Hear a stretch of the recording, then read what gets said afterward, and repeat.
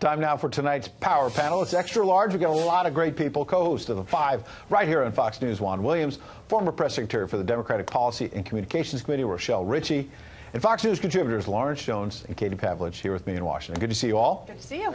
Rochelle, I want to start with you. What caught my eye, among other things, the Daily Caller tweeted out today, if you're a Virginia Democrat and you have not worn blackface, please contact us. What is going on with your party? You know, I think it's really unfortunate, Ed, but, you know, I think this lends to a bigger conversation. Obviously, when I saw the blackface and the Ku Klux Klan robe, I was very disturbed by it. But I think that this is a result of this country really not doing a better job at educating people on black history. And so I think that a lot of people have really become very insensitive, and they've had insensitive conversations as far as black history and what is offensive to black people in this country. And so because of the lack of education when it comes to African-American history, there has not been this sort of, we have not learned enough about black people. When you hear about black history, you know, we were slaves, we were freed by Lincoln, civil rights, and then Obama became president. And so it seems like that is pretty much how wide it goes. And so I think that we really need to do a better job at educating people so that these kind of things do not happen in the future. Okay, well, I want to bring in Katie, though, because you make a fair point. But on the other hand, Katie, haven't Democrats made this worse instead of better, perhaps, by like some of the ads that ran in the Virginia governor's race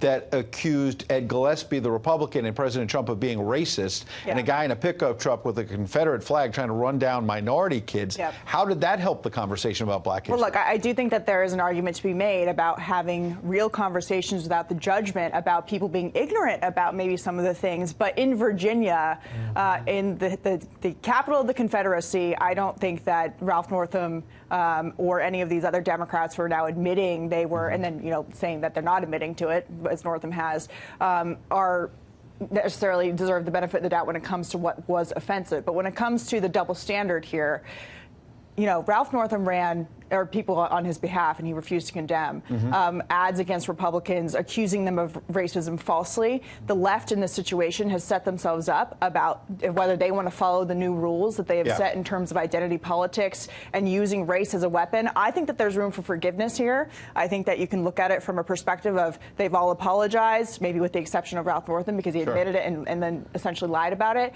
But that has to go on both sides. And the left can't continue to falsely accuse Republicans of racism to shut down debate and to win an argument with that, and rather than having us move forward with fair points. Let's bring in Juan, because Juan, you and I have had long dinners and talked about race and other serious subjects, and we should have a serious conversation about this, not just a food fight. When you hear the points being made by Katie and Rochelle, what goes through your mind?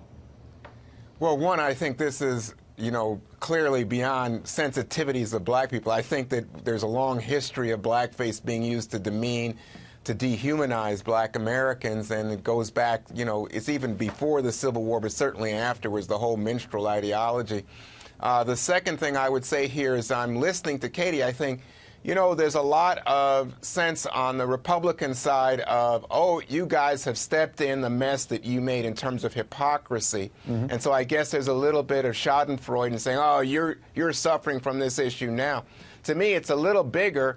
I think that for Democrats right now to deal with someone like Ralph Northam, you have to understand, as Katie said, he has changed his position on this. He has sacrificed all moral authority by first saying, oh, that's not me, and or apologizing, and then subsequently saying that's not me.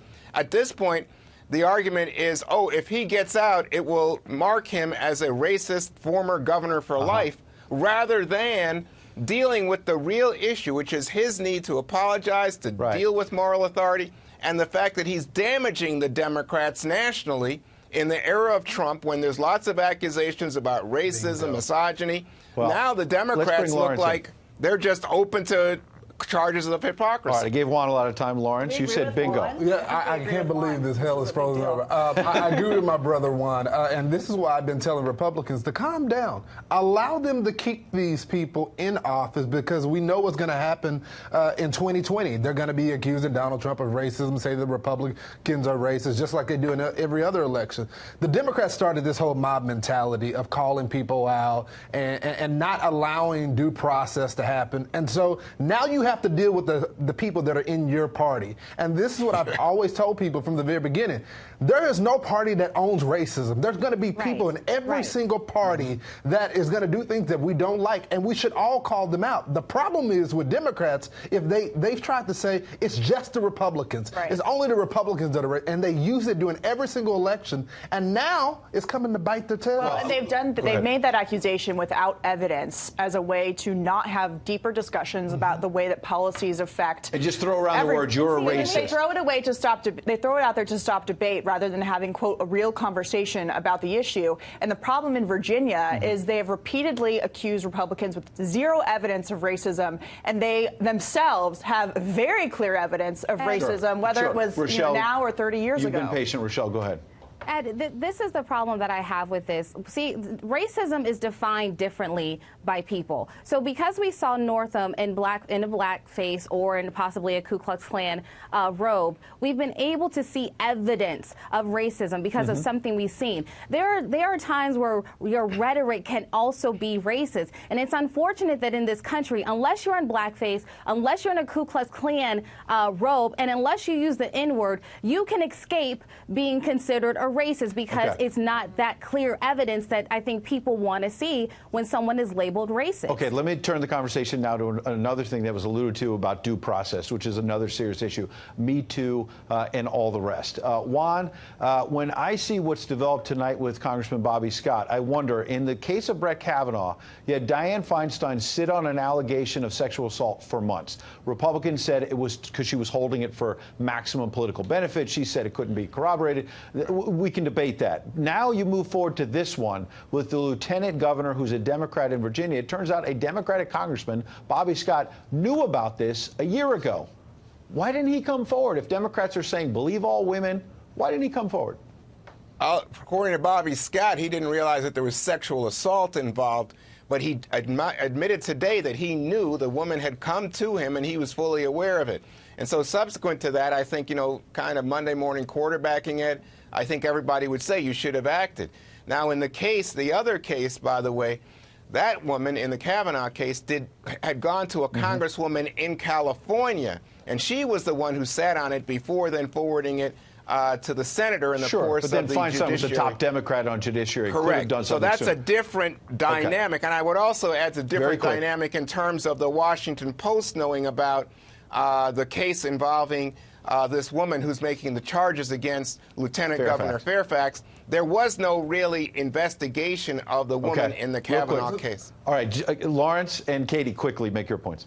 Well, I think the bottom line is this, that it seems like the Democrats, when it comes to their guys, they want due process. They want the facts to come out. They want a little bit of grace until they've worked so hard for women or worked so hard for civil rights.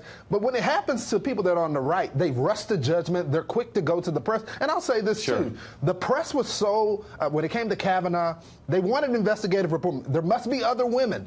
They're not doing the same thing in this situation. So this shows you the hypocrisy. I would just show you that this is the dangers of identity politics and using things like sexual assault in a political way, because instead of judging people based on the facts and going through due process, we're having this conversation in the public arena where we don't know all the facts. We're just going based off of accusations from either side.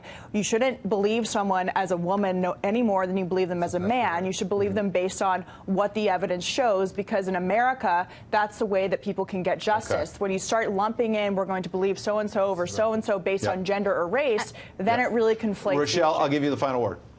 Really quickly, yes. I don't think that we should certainly be using sexual assault victims as political pawns. And I think we saw that with Dr. Ford. And I think we're seeing that now with this woman that is accusing Lieutenant Governor Fairfax. Okay. Serious issues to tackle. We appreciate this intelligence conversation tonight. Juan, Rochelle, Lawrence, Katie, all great stuff. Appreciate it.